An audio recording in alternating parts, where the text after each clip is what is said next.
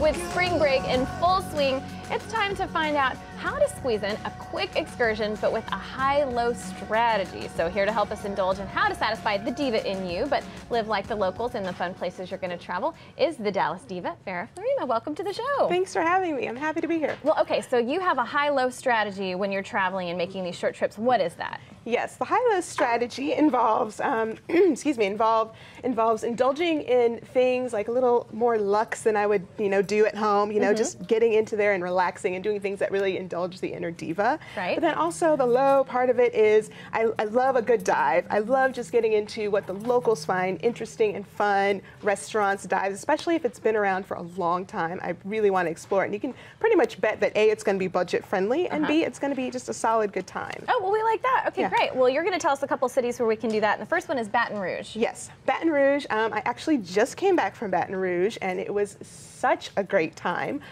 There seems to be something for everyone.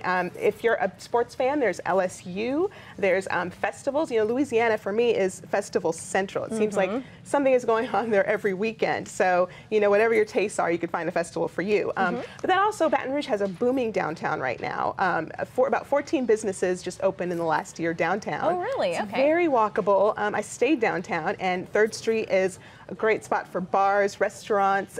There's fancy restaurants, low-end restaurants, all kinds of things. And is there a hotel you would recommend if we go to Baton Rouge? Yes, I'd recommend the Hotel Indigo. Okay. That's where I stayed, right downtown, and it's beautiful. I call it a budget chic, actually, but you feel like it's such a luxurious experience.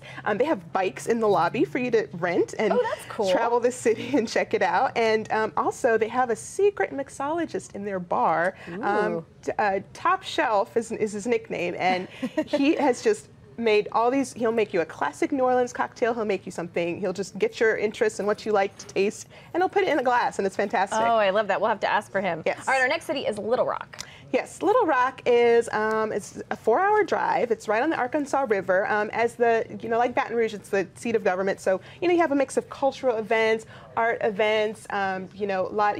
I love touring historic homes, and there's a ton of that to do. I love that too. There's restaurants and dining and entertainment on the riverside, and of course there's the Clinton Library, which it has actually 30 acres of park space around it, so it's great for just to walk, just to stroll. And in terms of the luxe hotel I'd recommend, that would be the Capitol Hotel, which is actually was picked as the top hotel in Arkansas by U.S. News and World Report, and it's known as the front porch of the capital city. And then on the for the locals thing, I'd recommend going to Juanita's, which is actually known for their yellow cheese dip. Little Rock claims to have invented yellow cheese dip. Really? So that's one place to get it. Their claim to fame. Yes, and but they also have live music. So while you're dipping your chips in your cheese dip, you can enjoy some great music. I like Absolutely. that. Well, our next city is Santa Fe, which is also close and very beautiful. Very beautiful. Also, art just is on every corner of Santa Fe. There's Native American art. There's food. You can literally eat your way through the city, and there's so much. It's a very popular spot for Dallasites to go. Actually, there's a huge art scene. Georgia O'Keeffe Museum. A lot of artists will just let you visit and do hands-on lessons and projects in their studio. Ooh, that's cool. Tons of exhibits, and of course there's the huge spa culture in New Mexico, which that totally indulges the diva in me. Absolutely. And for that, I recommend the Inn and Spa at Loretto.